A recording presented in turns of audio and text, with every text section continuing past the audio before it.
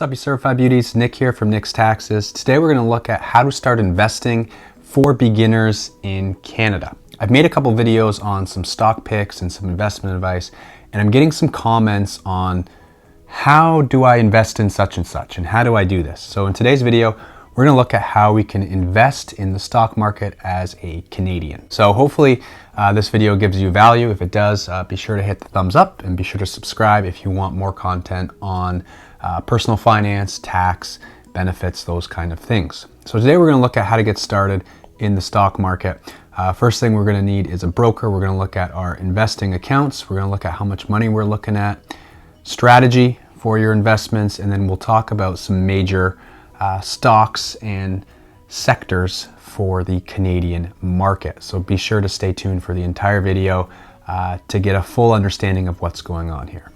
So the first thing we need if we're going to start investing in the stock market is to have a broker. And a broker is basically the way that we invest. It's like the middleman between us and our money and the stocks that we want to buy. The broker is the person or the company that actually purchases the stocks for us.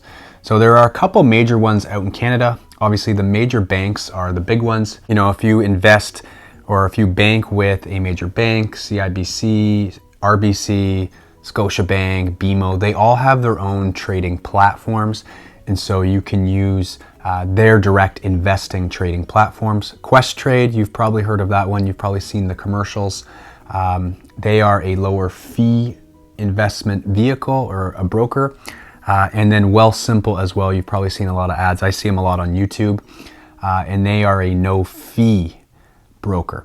So the important thing when picking a broker is taking a look at your costs, the fees, how you're going to be using the brokerage account, and what the brokerage account can do for you. So there's pros and cons for each, and I'd be interested to know what kind of broker you use in the comments below. But for instance, major banks, they have fees of about $9.99 or $10 per trade. That means when you buy a stock, you're going to be charged $10 to buy that stock. And then when you sell it, you'll also be charged $10 to sell that stock. That means it's a $20 change. Whereas Questrade, I believe the fees are a little bit lower. They're around $4.99. And Wealthsimple, they do not have any fees on those trades. So that's something that you might want to consider as well.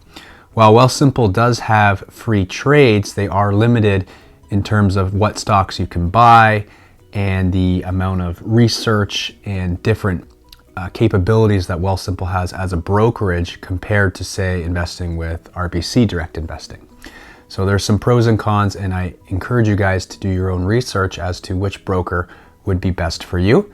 But to get started with investing, you need to have a brokerage account. You can't invest in stocks unless you have one of these accounts. Next thing within the brokerage account is figuring out what kind of investment account you want to have. So there's a non-registered account, which is just your basic direct investing account.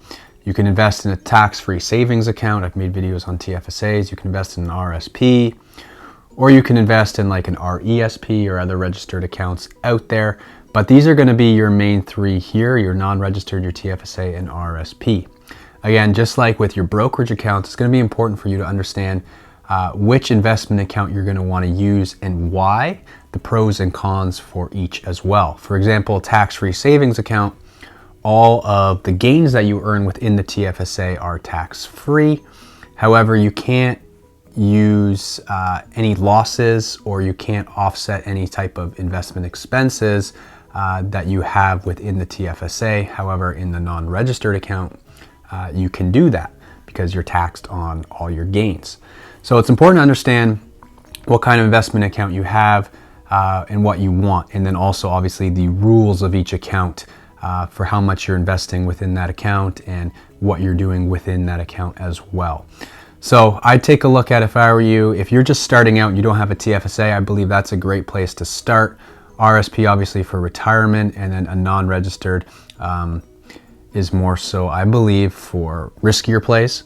You don't want to fool around, I believe, with the TFSA, and I've talked about that in previous videos. Okay, after that, you've had a brokerage account figured out, you know what kind of account you're going to use. you're going to want to figure out how much money you have and what your strategy is going to be for investing. Most of the time it's said when you're investing in the stock market, you want to invest as if as soon as you make that investment, you've lost that money, which means you need to invest with money you can afford to lose. Don't invest with money that you need, and especially need in the short term. You want to be thinking more about potentially long term, or if your strategy is for short term gains, what that looks like. And you need to be prepared to lose some money potentially. Find out what's your why. So why are you investing? And that's going to lead into your strategy. Is it for saving up for college? Is it for saving for a house? Is it for just to make a quick buck? Figure out why you're investing and why you're in the stock market, and that'll help point you towards your strategy direction. Also, it's important to know your risk tolerance. So we look at some stocks that are more safe. We look at some stocks that are more risky.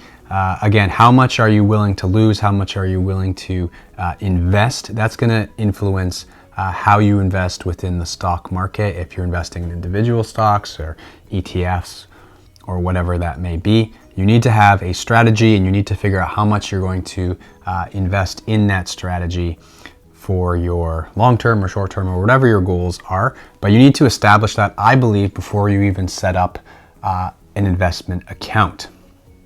There's a couple different markets. Here in Canada, we have the TSX, and this is a look here at the TSX.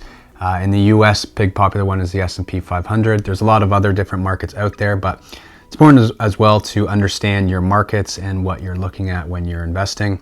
Obviously, the US deals in US dollars, whereas Canada, the S&P TSX deals in Canadian dollars. Just something to consider as well. Understand what kind of markets you're looking at and how they are relating to your investments. So since we're in Canada, on the Toronto Stock Exchange, there are some major stocks. The big ones in the TSX are your energy stocks, like your oil and gas. A big one there would be like an Enbridge, which we've talked about. Another one would be Suncor. Telecommunications, also a major part of the Toronto Stock Exchange. That's your TELUS, your Rogers, your Bell, dealing with internet phone. Then the other big sector in the Canadian stock market is your financial. Those are your big banks.